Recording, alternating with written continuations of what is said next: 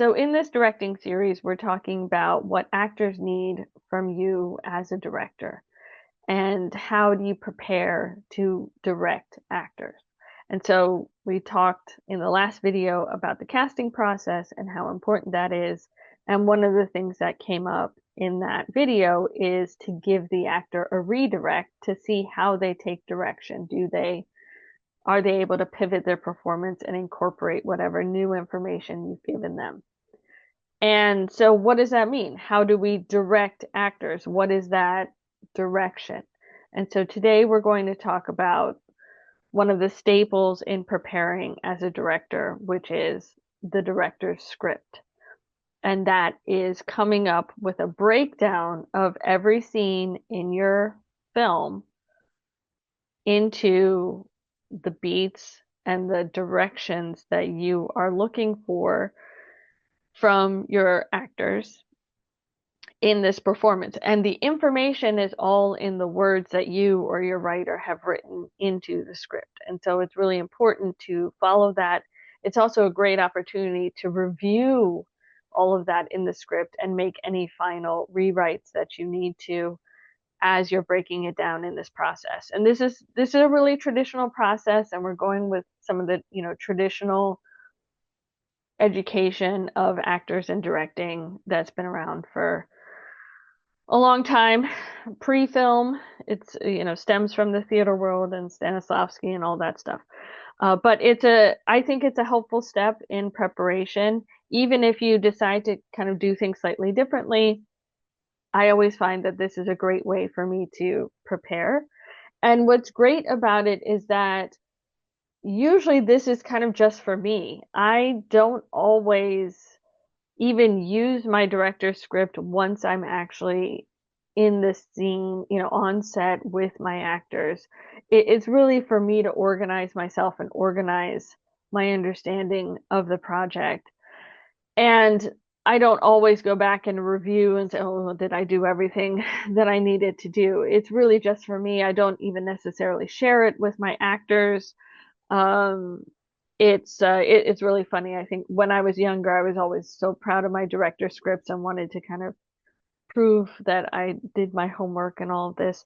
And now I just realized this is really just for me, but again, it's an important step. So how do you direct actors? And the most traditional approach is to look at what they're doing and think about the subtext involved and kind of what is the action that's kind of underlying or that gives meaning to whatever they're physically doing or whatever they're saying. In this video, I show how I open up my script, and I usually start drawing lines about where, which scene I'm addressing. And again, you do this for every single scene. And there are a few things to consider when you are first approaching your director script. The first thing is to look at the scene overall and think about whose scene is this, right? So, yes, there might be multiple actors or multiple characters in the scene and they all want something. But at the end of the day, in the larger scope of your story, whose scene is it? Typically, it's going to be the main character scene, but not every scene has your main character in it. And sometimes there's a B story or something that even if your main character is in it, it's really somebody else's scene. So you need to understand whose scene is it from a storytelling standpoint. What is the most important thing that is moving the story forward in this scene for whichever character's arc you're focusing on? So it's important to know that. It's also important to know what's happening right before and right after the scene. And I don't mean within the script itself, because scenes sometimes come up next to each other, but they're not next to each other chronologically. It's not like they're walking from the kitchen to the dining room. They might be in the kitchen and then it's later on in the evening when they're going to bed. So what's happening right before that bedroom scene? Like, were they in the bathroom brushing their teeth, or were they down the hall tucking their kid into bed. Like what exactly was happening right before the scene? And the same thing for after the scene. Where are they going when this happens? Like, are they going to sleep? Are they, like, do they have to go up and tend to the kid? Like, what exactly is happening kind of right after the scene? And that can help you frame a context for your character's mindset. And then you start looking at who is driving each moment of the scene or each beat of the scene. And the beat is really the smallest storytelling point. And often scenes will have beats that change. You want to have beats that change over the course of your scene. Because if it's just a one note scene, it's going to be over pretty quickly because it happens and then it's done. But typically, there's something from a storytelling standpoint that the characters want, that they're trying to get at, and they're going to try different tactics along the way to get what they want. And so, in the same way that a story has a narrative arc, your scene has a narrative arc where your character or the characters are kind of in this little battle where they're trying to get whatever it is that they want, and they're trying different tactics, and that leads to a climax of where one or both of them get what they want or they don't, and how does that resolve, and we exit the scene.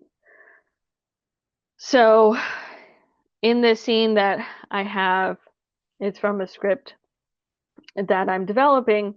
This is the first kind of moment that these two potential love interests are having a chance to talk to each other after they've had this fun kind of rock climbing meet cute type thing.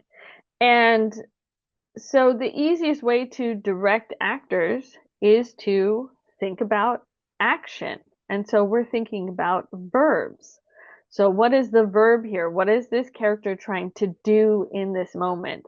And so it's really almost like opening up a thesaurus and trying to think about all the different ways that this action could be expressed. And the reason why I think it's important to think about different types of verbs is because each one has a slightly different color to it, and therefore has a slightly different feel to it. So even if you think about the verb to walk, if somebody walks down a hallway, it doesn't have much feeling to it. But if they strut down the hallway, if they slink down the hallway, if they tiptoe down the hallway, if they skip down the hallway, if they're running down the hallway, if they're marching down the hallway, if they're stomping down the hallway, if they're crawling down the hallway, all of these things have a different feel. And so you want to come up with verbs that have a really dynamic feel to them to best express what the character is doing.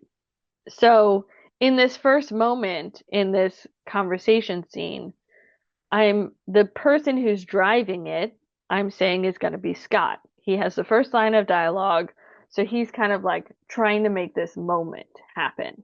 And so I start brainstorming, and you just kind of let yourself run free. There's no wrong answer. And so I'm writing down he's trying to impress, or he's trying to tease her, he's trying to connect, he's trying to maintain. You can even think about phrases like as if phrases, or longer phrases like he's trying to maintain his masculinity, and I put a question mark there because that's not, I'm not really sure if I want to go in that direction. You can also think about adverbs to help qualify those verbs. So is he trying to impress her assertively? Or is he trying to impress her teasingly? Is he trying to connect with her assertively? So I'm just playing around. I'm just throwing ideas out there. And eventually I'm going to land on one that feels right. But this is basically some language that I can have in the back of my mind so that if my actor is not doing what I want, then I could say, well, I really want you to tease her. Like don't come on too strong. Like just tease her. You're trying to connect with her. Because a lot of the times, we all want to know, and you should have a good understanding of the backstory of these characters and where they're coming from. And actors need all of that as well.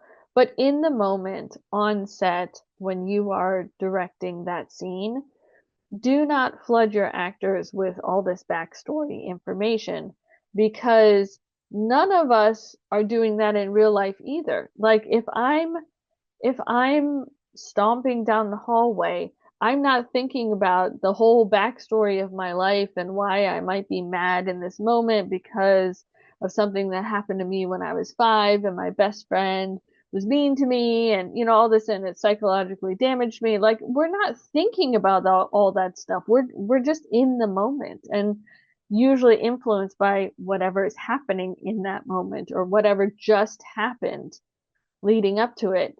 And so you really want to try and keep your actors present in the moment of the scene, because if they start thinking too much about, well, my grandmother died and that's why I'm sad all the time and all this stuff, they're not going to be acting. They're not going to be doing anything in this moment. They're just going to be kind of lost in thought, and that will show up in their performance. Um, and so you want to think about kind of how, again, what is the context of what they're doing in this actual scene and how that helps tell the overall story. So then I draw a line because now the beat is changing. Scott has kind of done his first launch, but now Gina's gonna take over. Like sometimes I'll do an action reaction, like Scott, you know, volleys and she volleys back. But in this case, I want it to feel very aggressive, And so instead of having a reaction, she just launches into her own attack. And so she takes over because she wants to dominate, she wants to prove herself, and ultimately this is a form of foreplay in this kind of conversation that they're having. And so again, I just go through moment by moment and I just start writing out what it is that I want. And I do it on the script, on the back side of that page facing the scene, so that I can have it right there with me if I need it. Now again, like I said, I usually don't share this with my actors. I don't even necessarily review it myself in the moment unless I need something. I mean, sometimes I'll review it just to be like, okay, I just want to make sure I'm not missing anything or I don't want to try anything else. But I have found that really this is all about preparing to go into that scene.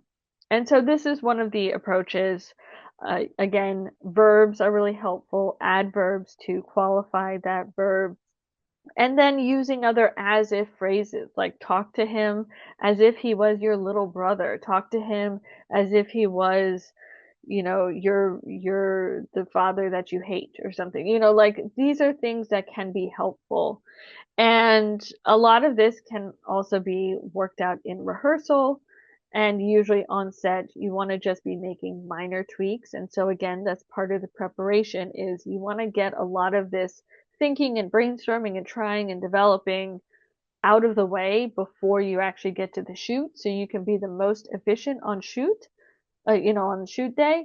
And then that will leave you room to be like, you know what? Let's just play around with it. Why don't you try and ignore him, and make him work for it, and try something like that, and just play around with it.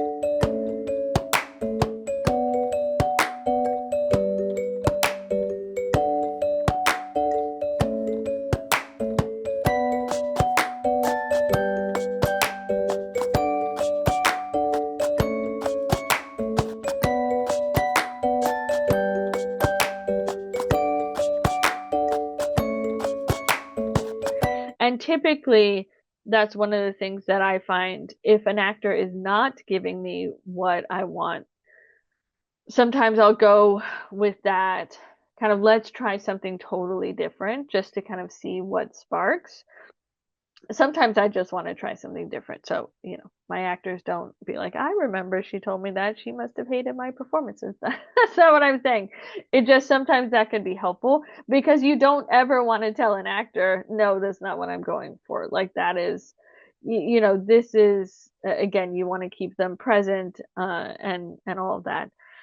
You never want to do things like I want more angry or more sad or less sad or things like that because it's just going to become a caricature of whatever that emotion is.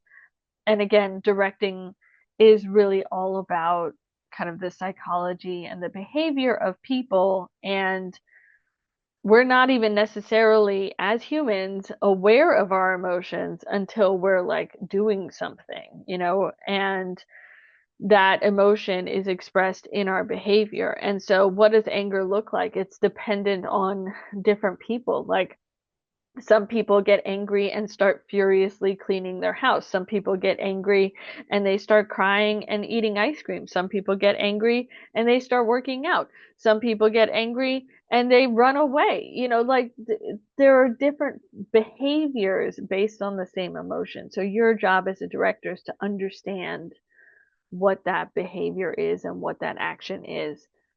And so trying to give somebody more or less directions, the only time that that works if they're really a highly trained actor and you can give them kind of percentiles. Like, I just need like 10% more. Like, you're there, but just let go a little bit.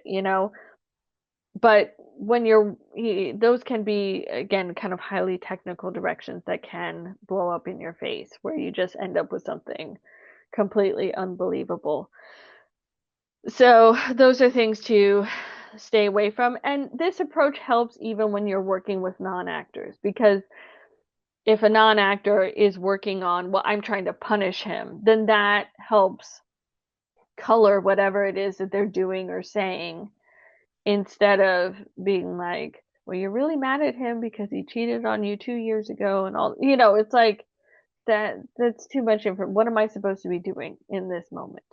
So that's the best approach for having a director's script as a tool to prepare in working with actors.